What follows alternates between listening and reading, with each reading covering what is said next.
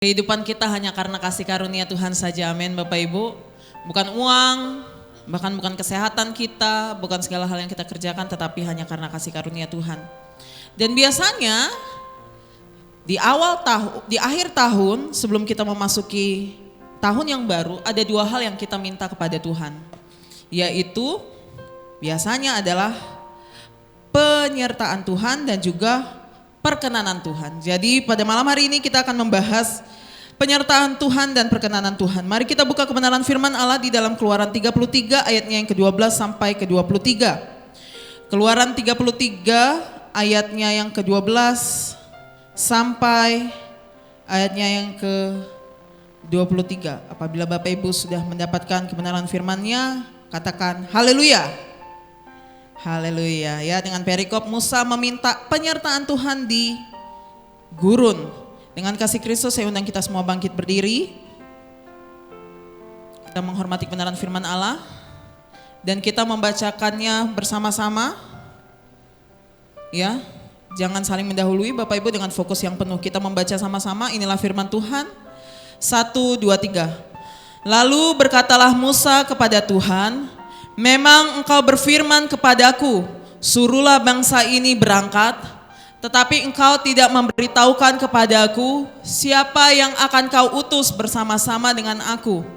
Namun demikian engkau berfirman, aku mengenal namamu dan juga engkau mendapat kasih karunia di hadapanku. Maka sekarang jika aku kiranya mendapat kasih karunia di hadapanmu, beritahukanlah kiranya jalanmu kepadaku, sehingga aku mengenal engkau, supaya aku tetap mendapat kasih karunia di hadapanmu. Ingatlah bahwa bangsa ini umatmu. Lalu ia berfirman, aku sendiri hendak membimbing engkau dan memberikan ketentraman kepadamu. Berkatalah Musa kepadanya, jika engkau sendiri tidak membimbing kami, janganlah suruh kami berangkat dari sini. Dari manakah gerangan akan diketahui bahwa aku telah mendapat kasih karunia di hadapanmu, yakni aku dengan umatmu ini? Bukankah karena engkau berjalan bersama-sama dengan kami, sehingga aku dengan umatmu ini, dibedakan dari segala bangsa yang ada di muka bumi ini? Berfirmanlah Tuhan kepada Musa, juga hal yang telah kau katakan ini akan kulakukan, karena engkau telah mendapat kasih karunia di hadapanku dan aku mengenal engkau. Tetapi jawabnya, perlihatkanlah kiranya kemuliaanmu kepadaku. Tetapi firman-Nya, aku akan melewatkan segenap kegemilanganku dari depanmu dan menyerukan nama Tuhan di depanmu. Aku akan memberi kasih karunia kepada siapa yang kuberi kasih karunia, dan mengasihani siapa yang kukasihani. Lagi firman-Nya, engkau tidak tahan memandang wajahku, sebab tidak ada orang yang memandang aku dapat hidup. Berfirmanlah Tuhan, ada suatu tempat dekatku di mana engkau dapat berdiri di atas gunung batu. Apabila kemuliaanku lewat, maka aku akan menempatkan engkau dalam lekuk gunung itu, dan aku akan menudungi engkau dengan tanganku sampai aku berjalan lewat. Kemudian aku akan menarik tanganku dan engkau akan melihat belakangku, tetapi wajahku tidak akan kelihatan. Amin. Inilah firman Tuhan. Dikatakan kita berbahagia yang membaca, merenungkan, terlebih melakukan kebenaran firman Tuhan dalam kehidupan kita sehari-hari. Amin. Silakan duduk Bapak Ibu. Puji Tuhan. Tadi di awal saya katakan biasanya nih mulai nyusun resolusi 2000 tahun yang baru. Siapa yang sudah selesai bikin resolusi? Januari begini, Februari begini ya. Mau tua, muda, besar, kecil, semua sedang mempersiapkan yang baru untuk tahun yang baru. Dan biasanya yang kita minta kepada Tuhan adalah, Tuhan tolong sertai saya di tahun yang baru. Betul ya? Tuhan tolong supaya engkau berkenan, supaya bisnis saya ini lancar, semoga engkau berkenan, supaya anak-anak saya ini bisa menikah tahun ini, mudah-mudahan engkau berkenan. Jadi saya akan merangkum di penutup tahun 2025 ini, kita akan membahas tentang dua hal yang selalu kita minta kepada Tuhan, yaitu penyertaan Allah dan perkenanan Tuhan. Tetapi sebelumnya saya harus menjelaskan kepada Bapak Ibu, apa yang terjadi Cerita ini kenapa bisa ada percakapan antara Musa dengan Allah itu karena apa? Kalau Bapak Ibu buka Keluaran 32, bangsa Israel ini habis kurang ajar. Kurang ajarnya ngapain? Mereka habis menyembah berhala. Ya, mereka membuat lembu dari emas. Karena Musa saat naik ke atas gunung untuk menerima hukum Taurat Tuhan, dia nggak turun-turun. Kemudian Harun mulai memimpin bangsa ini. Sudah kita bikin saja anak lembu emas. Dan akhirnya mereka menyembah berhala itu. Dan saat Musa turun, benar-benar dibanting 2 loh batu itu dan dia marah. Apakah Tuhan marah? Tuhan jauh lebih marah. Ya. Dan apa yang terjadi kemudian? Tuhan menjauhkan dirinya dari bangsa Israel. Sekarang saya mau tanya dulu Bapak Ibu, refleksi saja. Tahun ini saya mau tanya pertama sebelum kita membahas firman ini dengan dalam. Bagaimana Bapak Ibu tahun 2025-nya? Apa yang terjadi di tahun 2025? Berapa kali engkau meninggalkan Tuhan selama 365 hari? Ya, mungkin Bapak Ibu sudah bikin tren TikTok ya kan? Ya, lagu ABBA ya kan? Saya juga udah bikin. Ya, tahun 2025 selama 365 hari, berapa kali Bapak Ibu meninggalkan Tuhan dan bikin jalan sendiri? Berapa kali sepanjang 365 hari itu Bapak Ibu bertengkar dengan sesama, sama suami atau istri kek, sama anak kek, sama rekan-rekan di pelayanan kek, atau rekan-rekan di kantor atau dimanapun itu. Berapa kali engkau bertengkar dengan sesamamu? Bisa jadi Bapak Ibu bertengkar di pasar sama tukang sayur. Berapa kali? Ya, karena ada kan sering juga bertengkar di pasar sama tukang sayur kan. Selisih 5.000 kita berantem. Ya. Berapa kali engkau bertengkar? Berapa kali engkau selama 365 tahun berdosa kepada Allah? Berapa kali? Coba hitung. Saya benar-benar suruh Bapak Ibu refleksi loh. Bapak Ibu saya nggak suruh ketawa. Benar-benar refleksikan berapa kali ya? Ya, saya nggak ngelucu di sini Bapak Ibu ya. Berapa kali engkau memandang remeh ibadah? Sudahlah, minggu depan bisa kita ibadah. Sudahlah, itu masih nyanyi-nyanyinya orang itu. Nanti agak jam-jam 9 aja kita datang. Berapa kali engkau mungkin merusak keluargamu sendiri, walaupun mungkin mereka nggak tahu apakah ada perzinahan dan segala macam. Berapa kali engkau munafik di hadapan Tuhan maupun di hadapan sesama, ya? Berapa kali engkau melanggar minimal deh, yang paling bare minimum 10 perintah Tuhan. Berapa kali selama 365 hari, berapa kali engkau langgar? Berapa kali Bapak Ibu, banyak ya, pokoknya berapa kali lah. Berapa kali Bapak Ibu mendukakan hati Tuhan sepanjang tahun 2025? Ada yang lebih dari 10 kali? Pastilah ya. Lebih dari 1000 kali? Saya yakin pasti ada. Kita selalu mengecewakan hati Tuhan. Bertambah hari semakin kita kecewakan Tuhan. Ya. Kita sama saja seperti bangsa Israel, saat Musa naik saja sebentar untuk bertemu dengan Tuhan, bertemunya buat ngapain? Supaya Tuhan juga mau ngasih sesuatu berkat rohani yang terbaik untuk bangsa ini. Baru pergi bentar mereka udah bikin jalan sendiri. Bapak Ibu berdoa 1 minggu, 2 minggu, kayaknya Tuhan udah berkenan nih, gas. Kita tidak sabar, kita bikin jalan kita sendiri. Berkali-kali kita mengecewakan Tuhan. Dan kita minta ini, Bapak Ibu minta ini di tahun 2026, penyertaan Tuhan. Jadi kita akan bahas ya. Kalau kita mau mengaku, kalau kita firman Tuhan menyelidiki kita hati ini kan, Bapak Ibu tadi sudah katakan 1000 kali. Tadi saya katakan benar-benar refleksikan ya. Benar-benar refleksikan sepanjang tahun 2025, ini pertanyaan tadi. Bagaimana tahun 2025-mu? Setelah Bapak Ibu katakan lebih dari 2000 kali, lebih dari 5000 kali mungkin saya mengecewakan hati Tuhan, mengecewakan sesama saya, walaupun mungkin istri atau suami saya tidak tahu. Refleksikan di dalam hatimu. Terus Bapak Ibu minta ini penyertaan Tuhan tahun 2026. Saya mau katakan ini keras, tapi Bapak Ibu harus tahu. Allah itu adalah Allah yang berhak untuk meninggalkan. Saya kasih tahu. Bapak Ibu minta ini kan, penyertaan Tuhan kan? Saya mau kasih tahu Allah itu sangat berhak untuk meninggalkan Bapak Ibu. Karena itu yang awalnya dia kerjakan. Apa yang dikerjakan kepada bangsa Israel? Sebelumnya tadi saya sudah jelaskan, Israel menggantikan Allah dengan ilah palsu. Saat Musa sedang pergi sebentar saja, ya Harun katakan, kita nggak tahu nih apa yang terjadi kepada Musa. Bapak Ibu bisa baca sendiri. Sudah, kita kumpulkan emas, kita bikin berhala. Kemudian apa reaksi Tuhan? Di ayat pertama kita baca ya, karena tadi kita nggak baca. 1, 2, 3. Aku akan mengutus seorang malaikat berjalan di depanmu dan akan menghalau orang Kanaan, orang Amori, orang Het, orang Feris, orang Hewi, dan orang Yebus, suatu negeri yang berlimpah-limpah susu dan madu.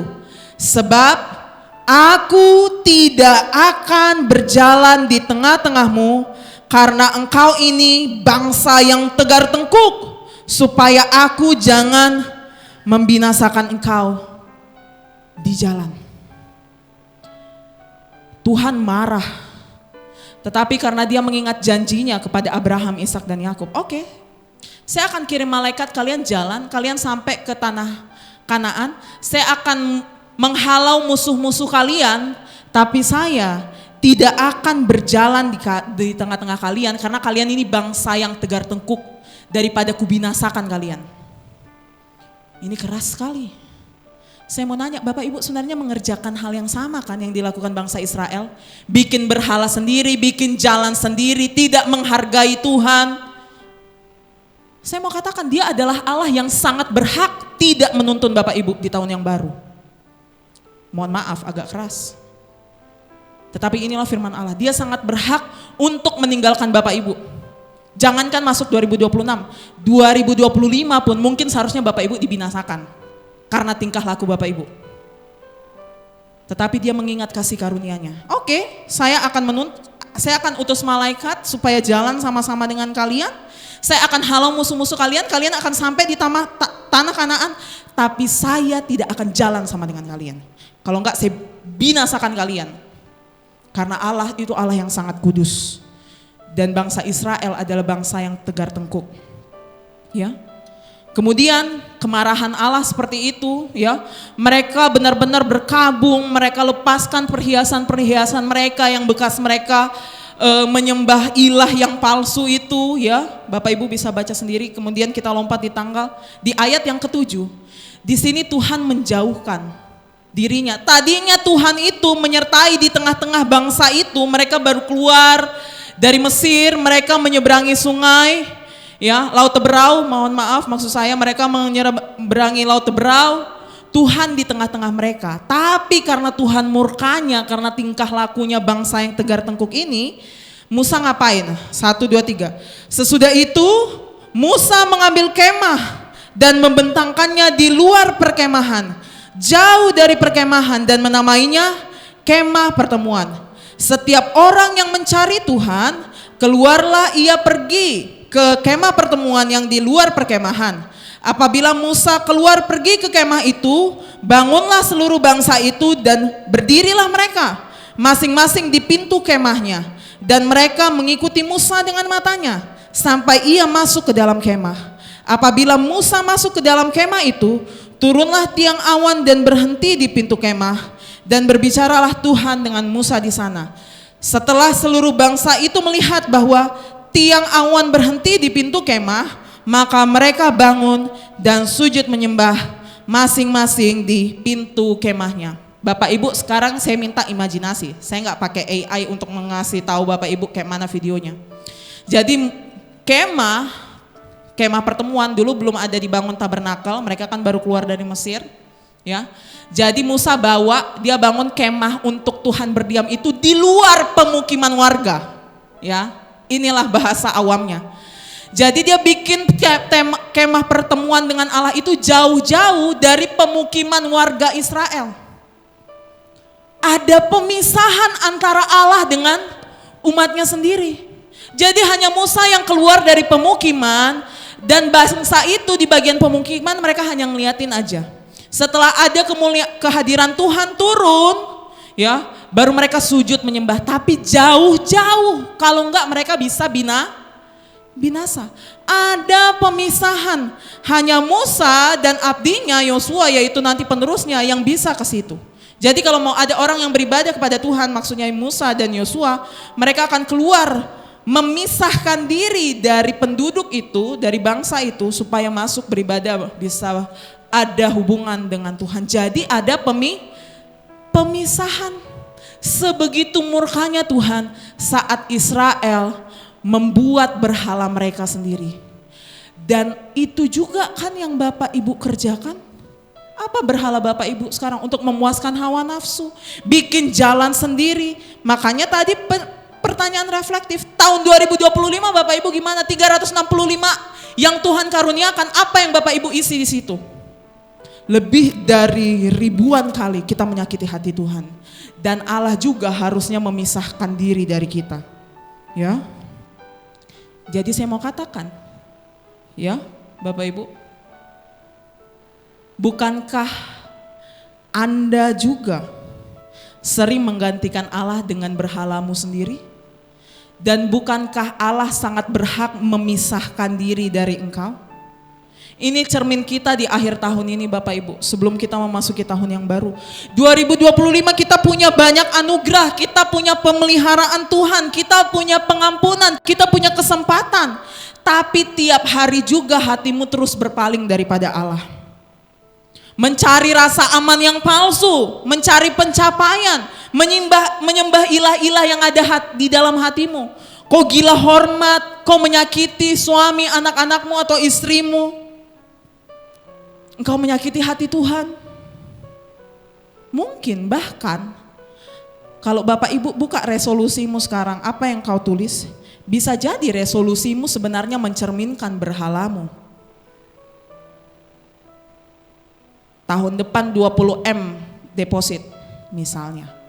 Itu pengen kita tuh resolusi. Siapa yang gak mau 20M? Ya. Coba, bukankah kita juga sering menggantikan Tuhan?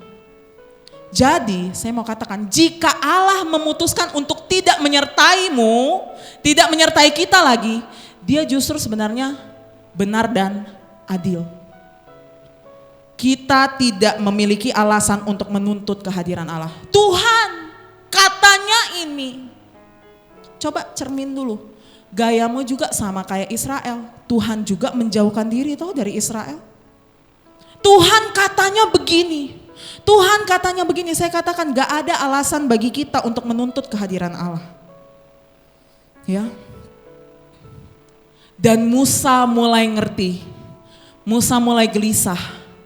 Ya, dengan jauhnya Allah dari umat Israel, dengan betapa tidak tersentuhnya Allah oleh umatnya. Musa mulai ngerti sesuatu yang sering kita lupakan. Bahwa masa depan tanpa Allah sebenarnya masa depan yang tidak layak untuk dijalani, betul? Saya katakan Bapak Ibu, masa depan tanpa Allah bukanlah masa depan yang layak untuk dijalani. Bapak Ibu mau bikin apa tanpa Tuhan? Ya. Banyak kita mungkin yang bergumul, kita pikir pergumulan kita, perkara kita kaya atau miskin, stabil ekonominya atau enggak stabil, atau sakit atau sehat. Tapi saya mau katakan krisis sesungguhnya Bapak Ibu adalah saat Allah tidak lagi dekat. Saya mau kasih tahu Bapak Ibu. Bapak Ibu coba lihat lagi resolusinya. Apakah hanya perkara kaya atau miskin? Saya katakan kita semua butuh uang, kita butuh kesehatan semua. Tetapi apakah ada satu hal yang paling penting? Karena krisis sesungguhnya adalah saat Allah tidak lagi dekat dengan kita. Dan tadi saya sudah katakan kan, Allah sangat berhak untuk menjauhkan diri daripada kita. Dengan tingkah laku kita yang jelek itu. Krisis yang sesungguhnya adalah saat Allah tidak lagi dekat dengan kita. Oleh karena itu Musa jadi perantara, dia memohon dengan putus asa sekali, itu yang tadi kita baca. Sudah paham latar belakangnya?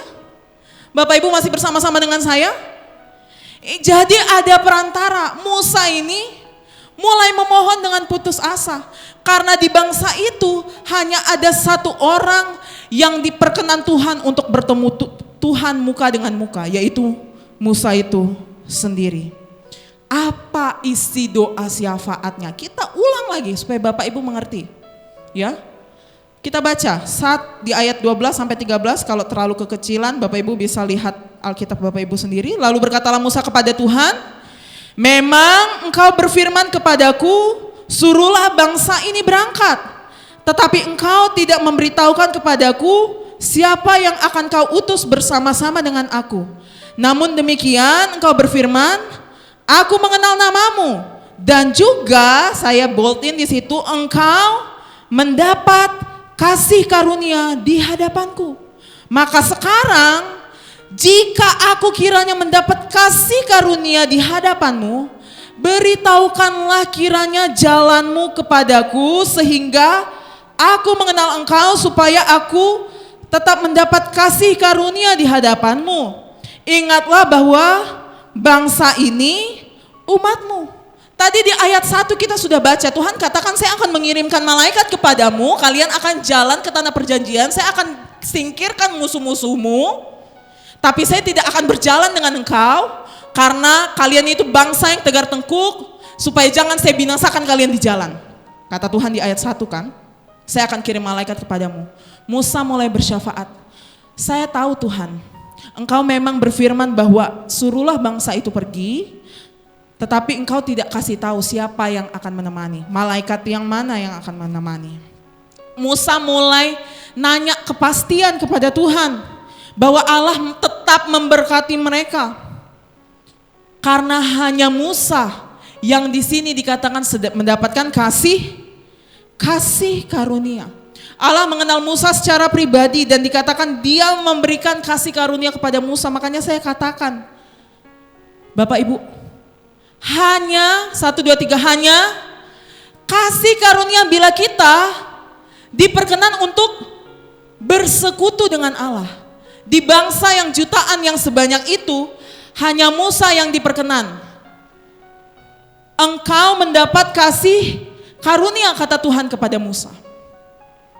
Saya mau katakan, hanya kasih karunia kalau Bapak Ibu masih bisa bersekutu kepada Allah.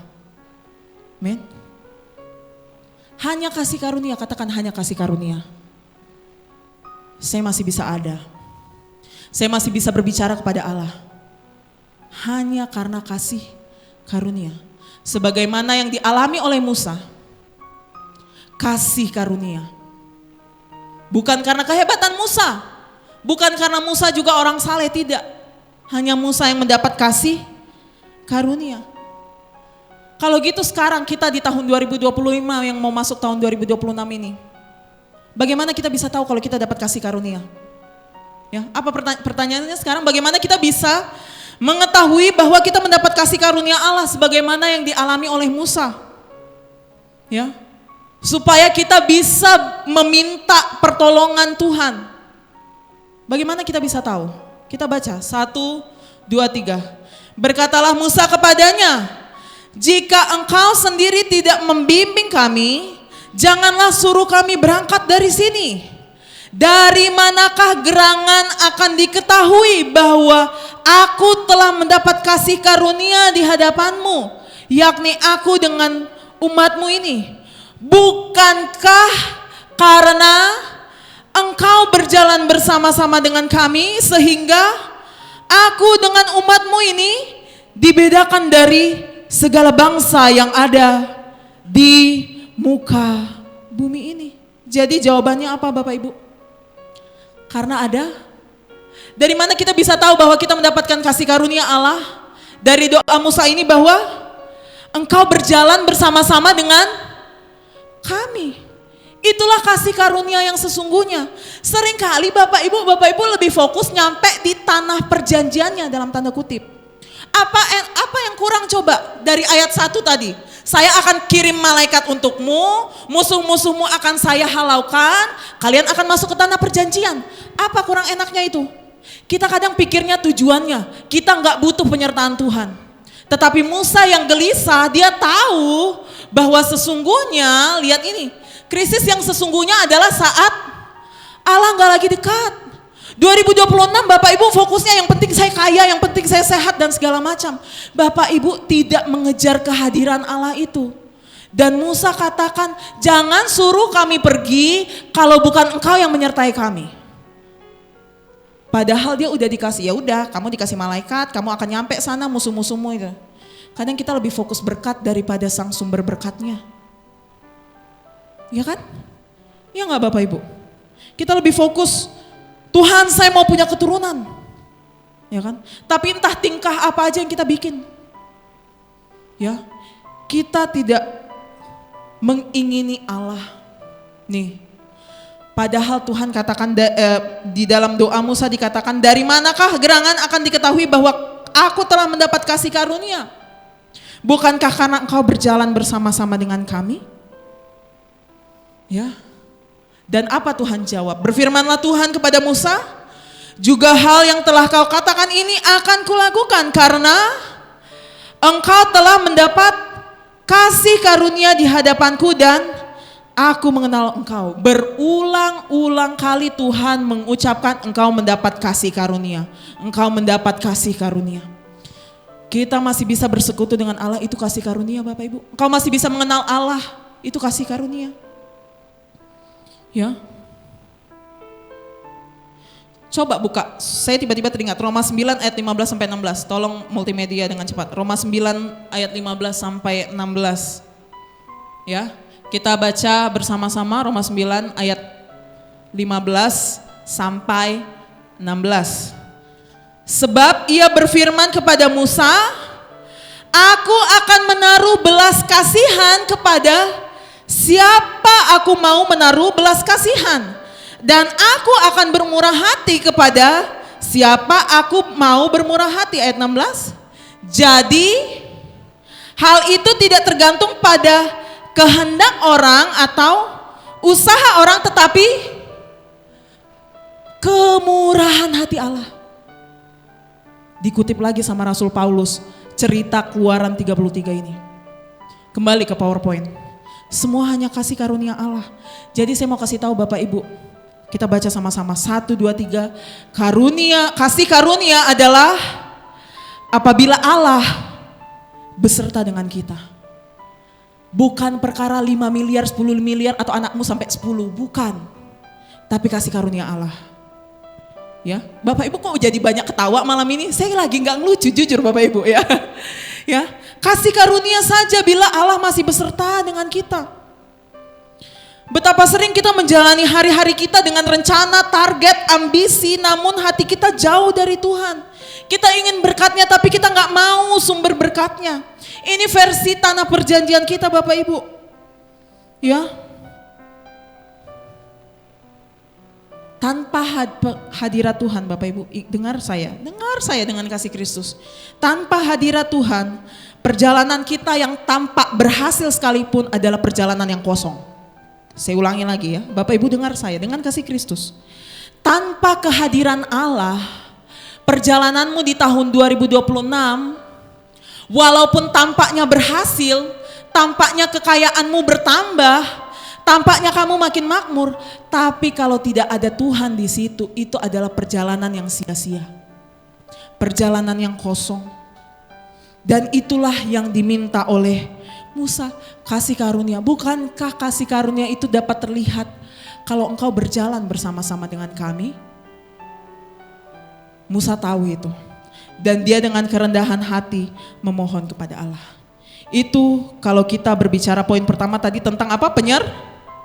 Penyertaan. Sekarang kita masuk kepada poin kedua. Yang kita juga minta adalah perkenanan. Tuhan, berkenanlah engkau ya Tuhan. Itu salah satu doa juga yang sering kita minta. Bapak Ibu, saya mau kasih tahu ya Bapak Ibu.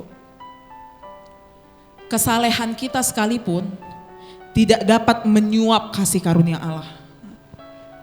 Wah, saya kasih tahu ini Bapak Ibu ya. Kesalehan kita pun tidak dapat menyuap Allah. Tuhan, saya kan sudah begini.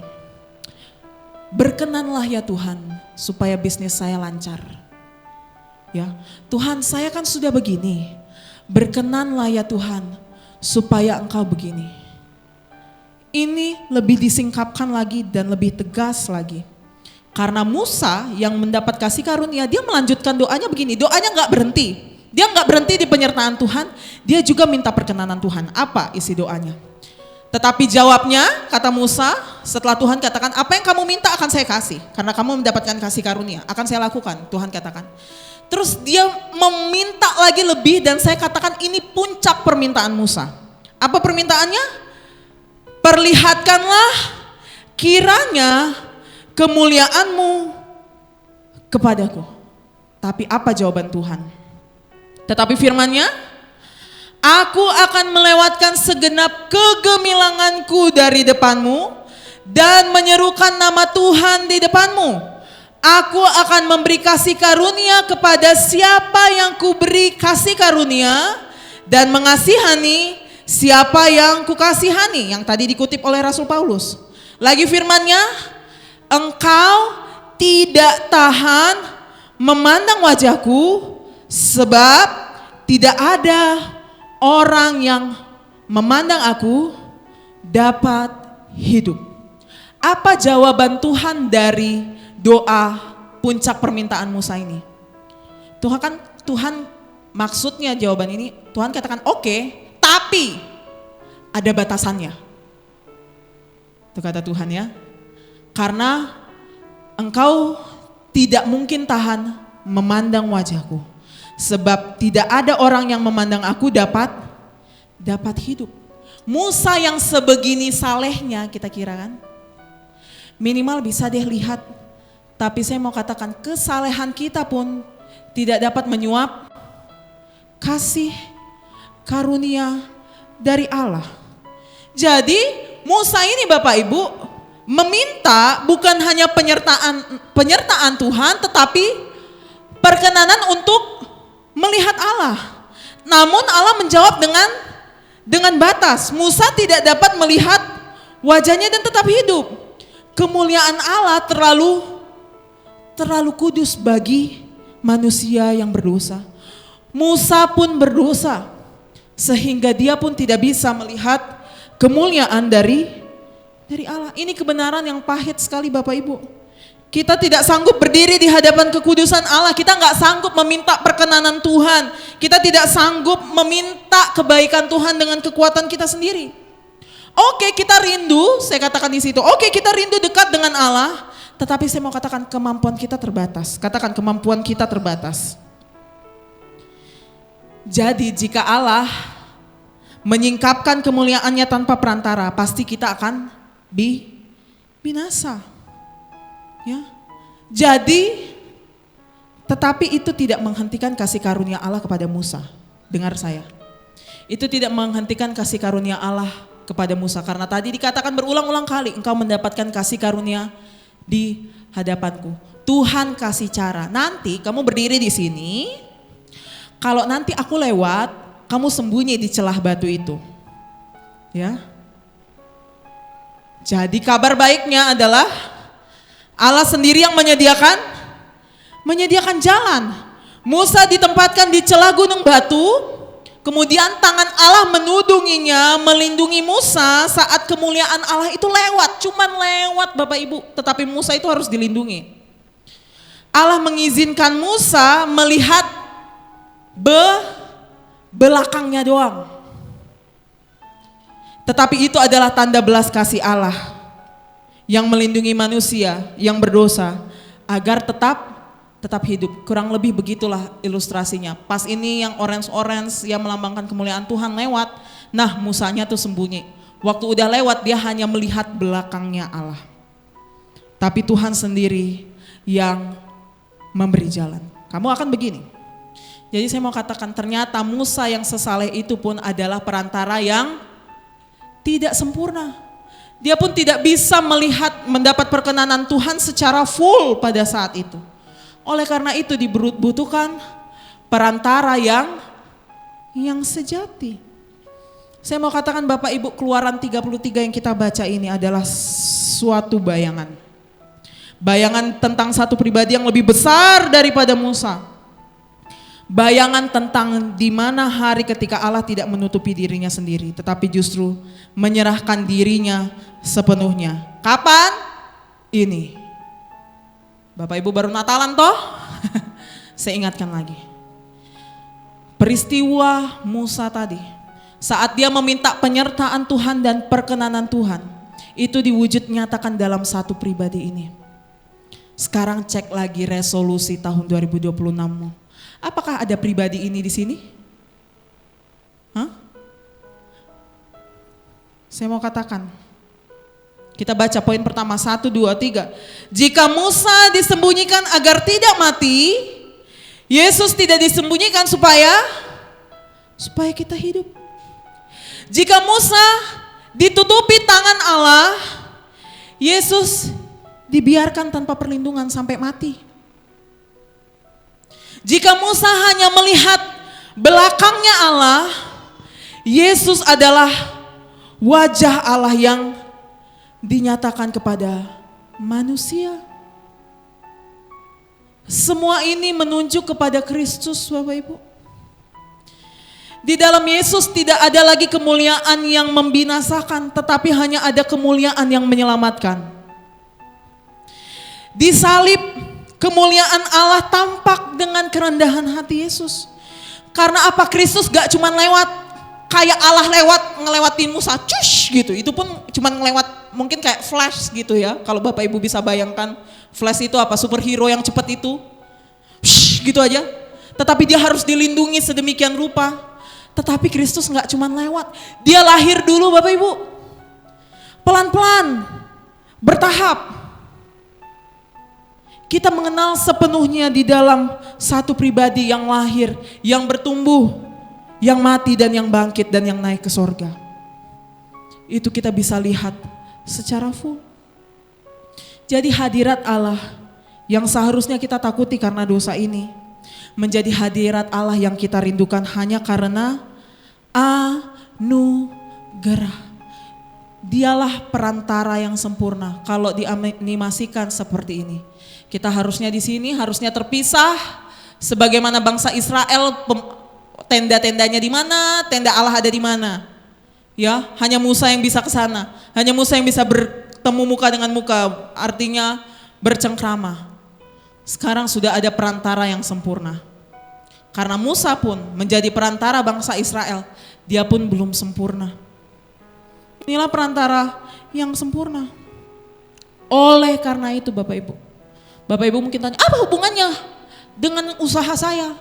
Saya mau katakan Bapak Ibu, Kristus selalu ada hubungannya dengan setiap aspek kehidupanmu. Apa hubungannya dengan anak-anak saya? Apa hubungannya dengan pekerjaan saya? Apa hubungannya dengan mimpi-mimpi saya? Saya mau katakan Kristus tuh bukan tambahan, Kristus adalah pusatnya. Ketika Kristus menjadi pusat, berhalamu yang lain-lain itu tersingkirkan. Karena apa? Karena Kristus, Allah tidak lagi berkata, aku tidak akan berjalan di tengah-tengahmu. Tetapi di dalam Kristus Allah berkata, aku menyertai kamu senantiasa sampai kepada akhir zaman. Inilah maksudnya kenapa kita mau masuk tahun 2026 kita membahas ini. Karena Kristus, tadi di awal saya katakan kan, Bapak Ibu dengan tingkah Bapak Ibu kayak gitu, Tuhan sangat berhak untuk menjauhkan diri dari Bapak Ibu. Tapi kabar baiknya, ada Kristus. Sehingga Tuhan katakan, bukan lagi, aku tidak akan berjalan di tengah-tengahmu. Saya tidak akan bantuin kamu di tahun 2026, tolong ya, tolong tahu diri. Tuhan gak bilang gitu. Tuhan katakan apa? Aku menyertai kamu senantiasa sampai kepada akhir zaman. Bukan hanya 2026, 2027, 2028, pokoknya sampai akhir zaman yang kapan nanti Tuhan tetapkan, sampai saat itu. Bahkan lebih daripada itu, kita hidup bersama-sama dengan Kristus, amin. Ya, karena Kristus, kita baca 1, 2, 3. Karena Kristus, kini kita memiliki keyakinan dan kepastian akan penyertaan Allah. Engkau yang harusnya tadinya dijauhi oleh Tuhan, bertobat. Engkau sudah dikasih tahu toh dosa-dosamu sepanjang 2025. Catat sendiri dosa-dosamu sepanjang tahun 2025 apa. Dan pandang Kristus. Ya. Karena di dalam Kristus kita kini memiliki, katakan, keyakinan dan kepastian. Karena kekristenan gak berbicara mudah-mudahan. Kekristenan berbicara tentang kepastian. Apa kepastiannya? Roma 8 ayat 31 sampai 39. Ya. Roma 8 ayat 31 sampai 39. Kita sudah di penghujung firman Tuhan kita. Bapak Ibu masih fokus? Masih fokus? Coba nanti lihat catatan resolusi 2026 lagi. Di mana Kristus di situ? Kalau belum ada, bertobat, mengakui dosamu di hadapan Tuhan. Akui sepanjang tahun 2025 tingkahmu itu seperti apa. Ya. Dan minta penyertaan Tuhan agar Kristus selalu menjadi pusat di dalam kehidupanmu. Meminta pertolongan Roh Kudus. Oke? Sudah dapat ayat 31? Kita baca sampai 39 bersama-sama. 1, 2, 3. Sebab itu, apakah yang akan kita katakan tentang semuanya itu? Jika Allah di pihak kita, siapakah yang akan melawan kita? Ia yang tidak menyayangkan anaknya sendiri, tetapi yang menyerahkannya bagi kita semua. Bagaimanakah mungkin ia tidak mengaruniakan segala sesuatu kepada kita bersama-sama dengan dia? Siapakah yang akan menggugat orang-orang pilihan Allah? Allah yang membenarkan mereka. Siapakah yang akan menghukum mereka? Kristus Yesus yang telah mati, bahkan lebih lagi yang telah bangkit, yang juga duduk di sebelah kanan Allah, yang malah menjadi pembela bagi kita. Siapakah yang akan memisahkan kita dari kasih Kristus? Penindasan atau kesesakan, atau penganiayaan, atau kelaparan, atau ketelanjangan, atau bahaya, atau pedang? Seperti ada tertulis, oleh karena engkau kami ada dalam bahaya maut sepanjang hari. Kami telah dianggap sebagai domba-domba sembelihan. Tetapi dalam semuanya itu, kita lebih daripada orang-orang yang menang oleh Dia yang telah mengasihi kita. Sebab aku yakin bahwa baik maut maupun hidup, baik malaikat-malaikat maupun pemerintah-pemerintah, baik yang ada sekarang maupun yang akan datang, atau kuasa-kuasa, baik yang di atas maupun yang di bawah, ataupun sesuatu makhluk lain, tidak akan dapat memisahkan kita dari kasih Allah yang ada dalam Kristus Yesus Tuhan kita. Amin. Berikan kemuliaan bagi Tuhan. Ya. Firman Tuhan Roma 8 ini membahas tentang penderitaan Bapak Ibu. Tentang kesesakan, penganiayaan, kelaparan, ketelanjangan, bahaya, bahkan pedang tadi katanya kan. Ini bukan gangguan kecil ya, ini permasalahan perut nih tentang kelaparan. Permasalahan pakaian nih yang perlu kita pakai menyembunyikan ketelanjangan kita. Permasalahan rumah, kehilangan keluarga. Saya mau katakan Bapak Ibu, bukan berarti kita jadi tidak mungkin untuk bergumul di tahun 2026. Dengar saya. Penyertaan Tuhan bukan berarti kita jadi nggak bergumul. Ya, siapa yang minta gereja di Ukraina tiba-tiba mereka perang beberapa tahun yang lalu? Siapa yang minta gereja di Afrika dibinasakan oleh orang-orang yang tidak mengenal Tuhan? Itu perkara perang toh? Itu perkara makan tuh, perkara pakaian, perkara iman. Tapi apakah berarti Kristus tidak mengasihi mereka? Dengar Bapak Ibu. Coba kita sekarang melihat pandangan kita jauh daripada perkara kita sekarang ini di Jayapura. Peperangan di Ukraina misalnya beberapa tahun lalu. Atau di tahun 2025 ini saja ya, di tahun 2025 ini. Di Afrika dibinasakan. Atau enggak usah jauh-jauh di Sumatera yang tiba-tiba langsung hilang semuanya dari Aceh sampai ke Sumatera Barat. Apakah di situ enggak ada anak Tuhan? Apakah di situ nggak ada gereja Tuhan? Justru mereka terus diliputkan. Ada pendeta yang menguburkan massal di halaman gereja mereka sendiri. Mereka Natalan di tengah keterbatasan mereka.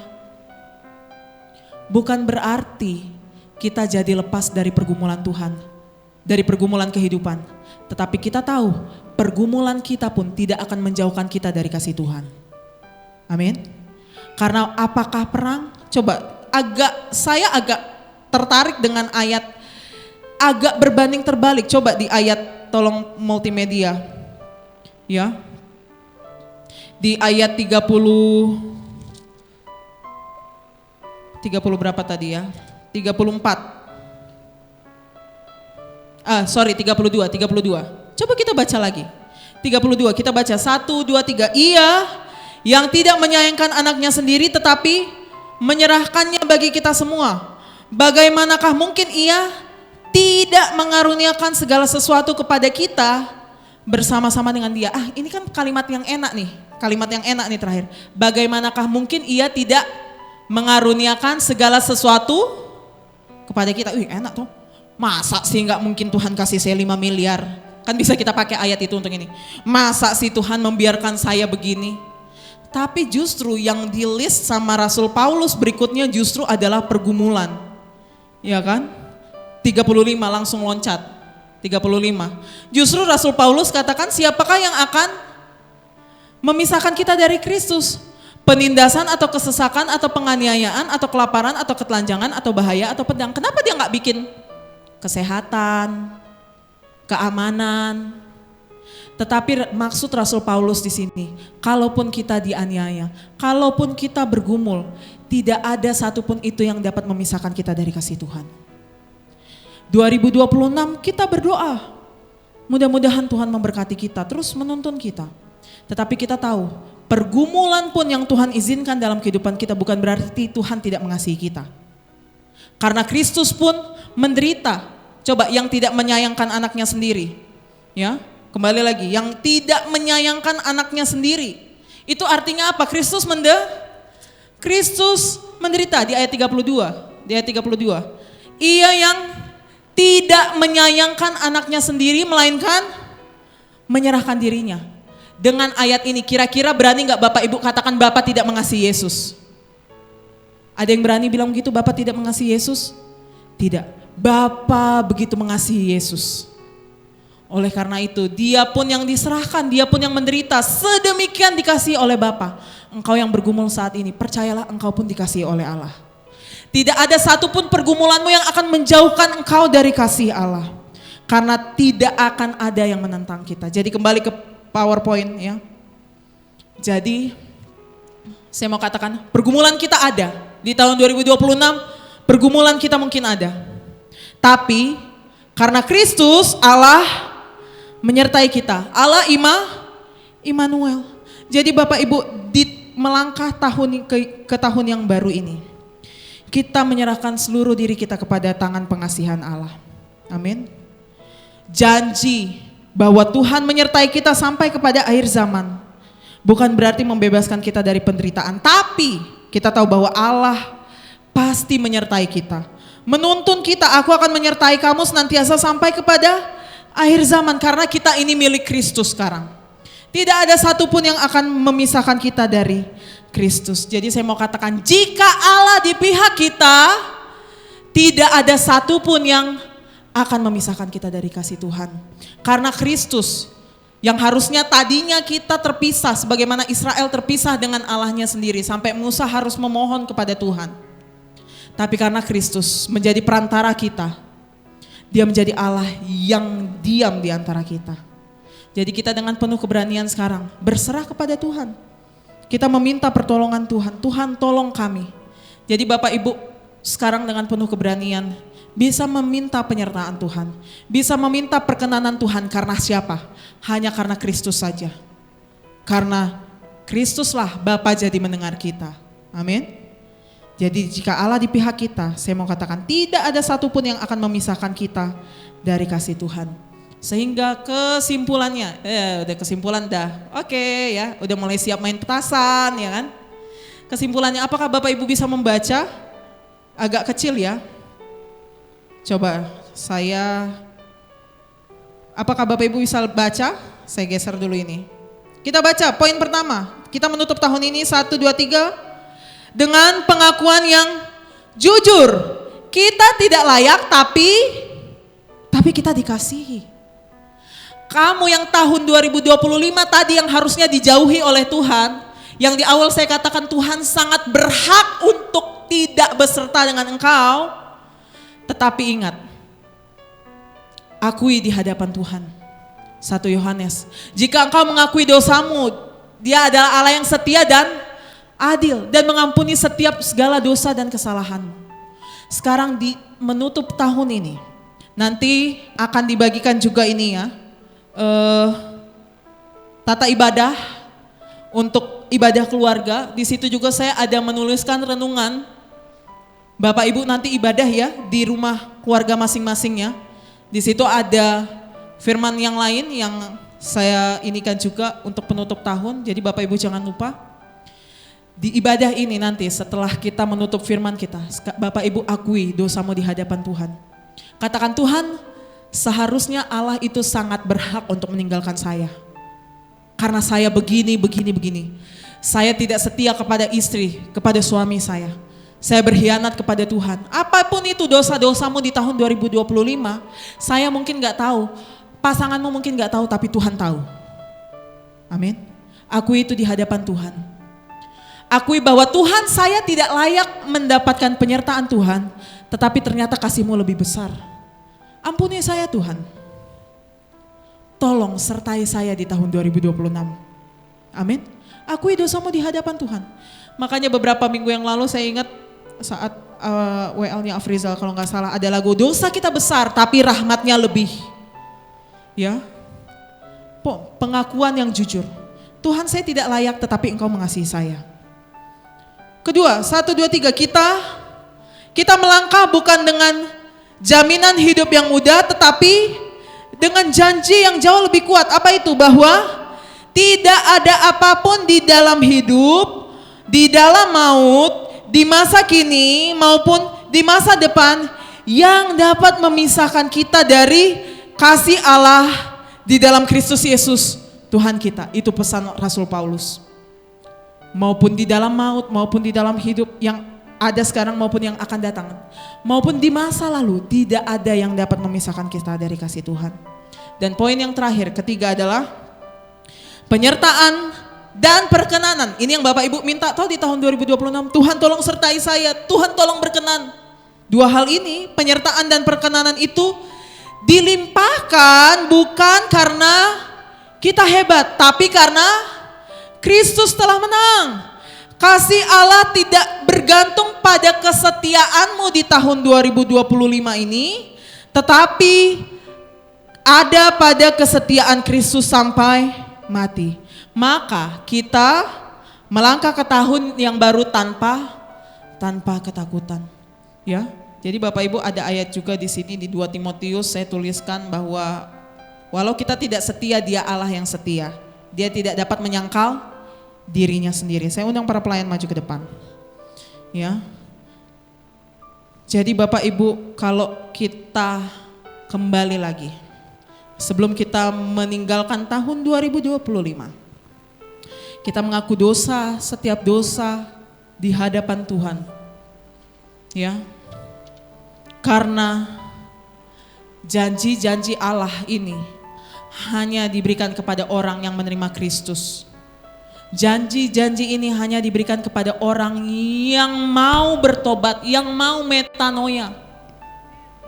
Ya. Tapi kalau engkau tidak mengakui dosamu di hadapan Tuhan, kau merasa itu hal yang baik-baik saja, ya Tuhan sangat berhak meninggalkan engkau. Tetapi bagi kita yang mengakui segala dosa dan kesalahan kita sepanjang tahun 2025, bahkan tahun-tahun sebelumnya, kita akui dosa kita di hadapan Tuhan. Kita tahu penyertaan dan kasih setia Tuhan itu dilimpahkan bagi orang-orang yang mengasihi Tuhan. Amin.